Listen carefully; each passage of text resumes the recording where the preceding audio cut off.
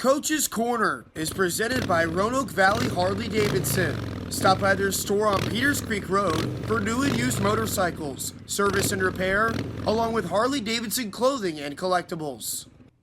Hello and welcome in to another episode of Coach's Corner.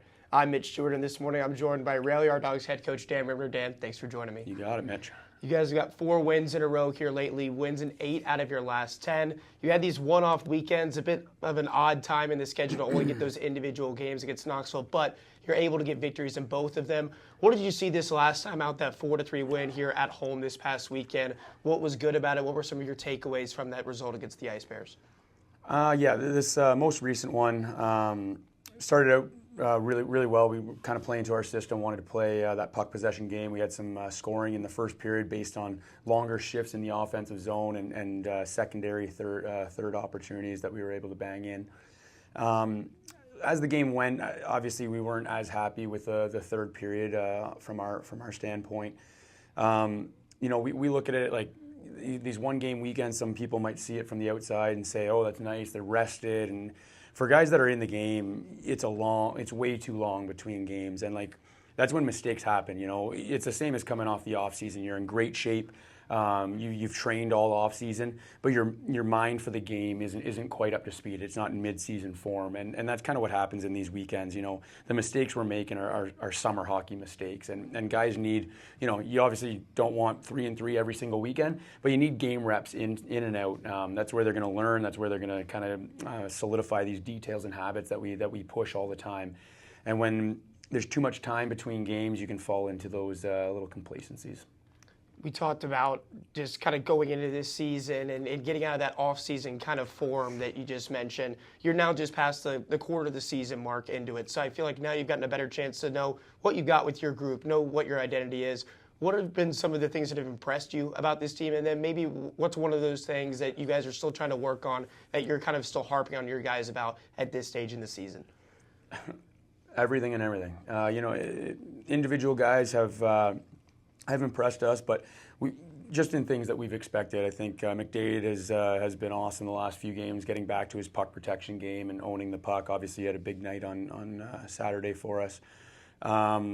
And what we're still trying to push is all the little things, up ice, those complacent mistakes that we talked about from Saturday, like not picking up your man on the backtrack. It has nothing to do with owning the puck. It has nothing to do with really even having eyes on the puck. But when you ID your guy, staying with your guy all the way through the play, they had a couple grade A opportunities because we just missed assignments. We just were with somebody and then we let him go thinking, he's not going to end up getting the puck. So. It's an ongoing process, and we're definitely not where we want to be yet. Austin Rodebush wins in 8 out of his last 9 starts. In the last 5, he's been spectacular. I think a .940 save clip over that stretch of games for you guys between the pipes. What is it about him that just continues to make him such a dependable workhorse for you guys between the pipes?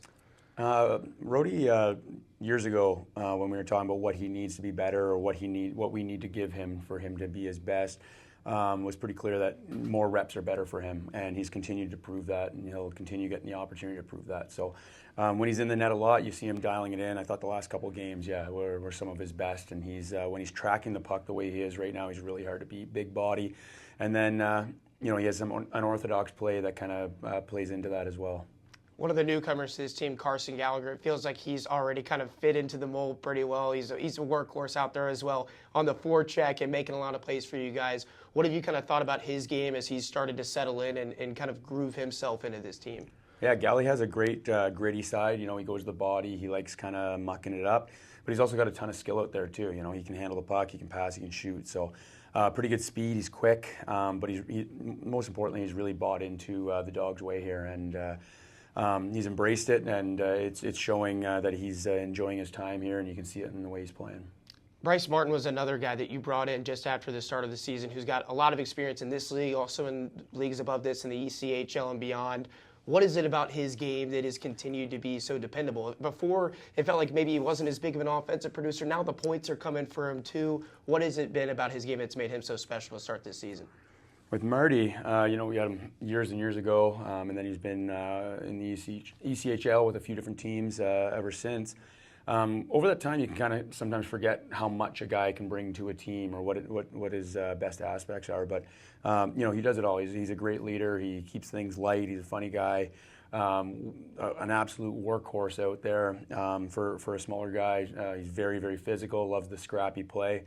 And now he's added an element of experience to his game. So, when it comes to adding some offense, experience is a great skill or a great attribute to kind of have. And you can see it some more poise with the puck. He knows where to protect it. He knows the soft areas. So, he's really rounded out his game. And he'll continue being a leader here for us.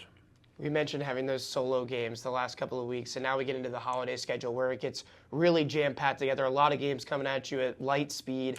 It starts in Evansville on Friday, and then you have to come all the way back here and host a solid Birmingham Bulls team as well on Saturday. What are you looking for your team to continue this momentum and continue this hot streak that you guys have enjoyed here over the last few weeks? One game at a time, and as I said, we got to focus on us. Evansville, I think this is the one time we play them this year. They got a very different team than what we've been playing with Knoxville and Fayetteville and Huntsville. So a little bit of different build over there, but we're going to be harping on what we need to do to find some consistency here. Well, Dan, thanks for your time. Best of luck this weekend. Thanks, Mitch. That's going to do it for this episode of Coach's Corner. The Rail Yard Dogs on the road Friday, but back here at home on Saturday night for the Teddy Bear Toss game against the Birmingham Bulls. Make sure to go out and get those stuffed animals. You won't want to miss it. That's going to do it for this episode. Thank you so much for tuning in. We hope you have a great rest of your day.